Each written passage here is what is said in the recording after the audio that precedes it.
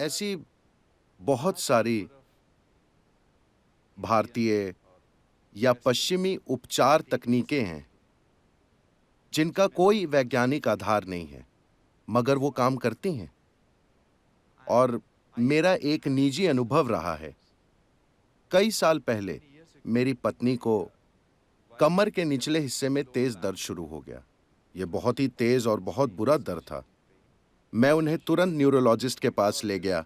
उन्होंने एमआरआई किया तो सब कुछ ठीक था, कोई समस्या नहीं थी, मगर वो वाकई दर्द में थी। सच में। शुक्र है आप स्पाइनल सर्जन नहीं थे, वरना आप सर्जरी कर देते।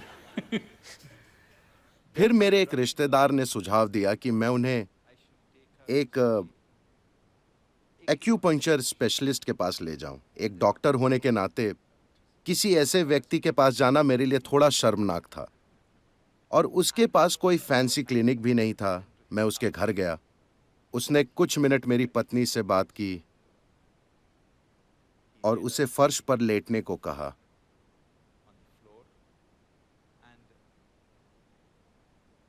सदगुरु वो लगभग 10 मिनट तक एड़ी से कमर के निचले हिस्से पर दबाव देता रहा।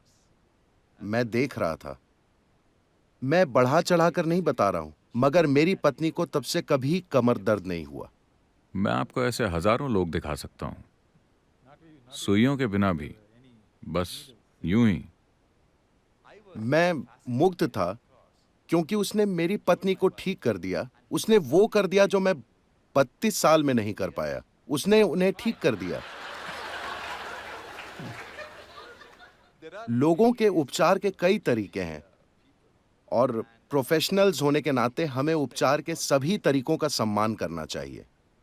निश्चित रूप से मैं तो कहूंगा कि इमरजेंसी के समय एलोपैथी प्रणाली सबसे अच्छी होती है।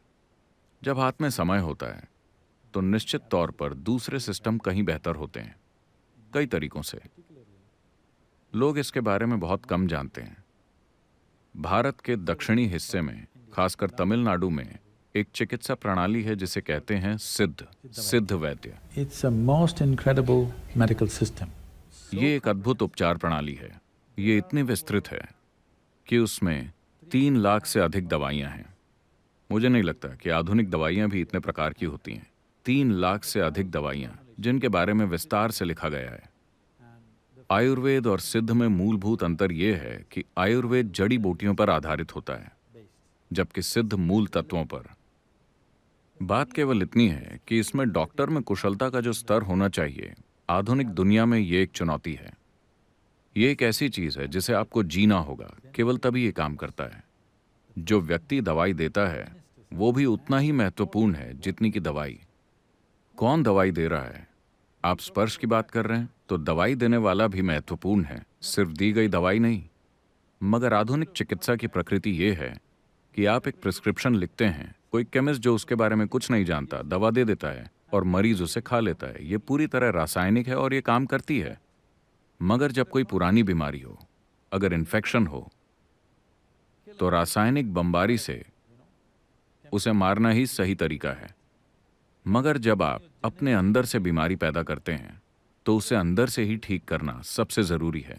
अगर इमरजेंसी हो तो आपको अधिक आक्रामक तरीके से निपटना पड़ता है, वो अलग बात है। लेकिन इन प्रणालियों में बहुत व्यापक ज्ञान है सेहत और खुशहाली के बारे में। मगर समस्या ये है कि इसमें जीवन भर की लगन और जुड़ाव की जरूरत पड़ती है इस तरह की प्रणाली में पारंगत होने के लिए। इसे आप किसी पेशे की तरह सीख कर नहीं कर सकते। इसे हमेशा एक पवित्र काम की तरह देखा जाता था कि मैं चाहता हूं कि हर कोई इस पर विचार करे, और मुझे यकीन है कि आप भी अपने अंदर कई बार इसका सामना करते होंगे। ये बस किसी प्रिस्क्रिप्शन का, किसी सर्जरी का या किसी और चीज का सवाल नहीं है। ये एक इंसान के जीवन का सवाल है कि वो जिंदा रहेगा या मर जाएगा। मेरा मतलब आपका अस्तित्व। It's not a ये कोई केस या आंकड़ा नहीं है। उस व्यक्ति के लिए ये उसका इकलौता जीवन है। इसे सिर्फ पेशे की तरह देखा जाने के बजाय कहीं ज्यादा गहराई से देखने की जरूरत है। उसी तरह की लगन और जुड़ाव कुछ व्यक्तिगत डॉक्टरों में ये देखने को मिल सकता है, मगर अब भी ये एक संस्कृति की तरह मौजूद नहीं है। उसे एक पेशे की तरह नहीं देखा जाना चाहिए। मैं बस यही कह रहा हूँ। हाँ, आर्थिक जरूरत अपनी जगह है, वो तो हो ही जाएगा, वो एक अलग चीज है। सबसे पहले इसे एक तरह की प्रतिबद्धता और एक तरह के सौभाग्य की तरह देखा जाना चाहिए कि आप किसी के जीवन को खत्म कर सकते हैं या लंबा कर सकते हैं। ये कोई छोटा सौभाग्य नहीं है।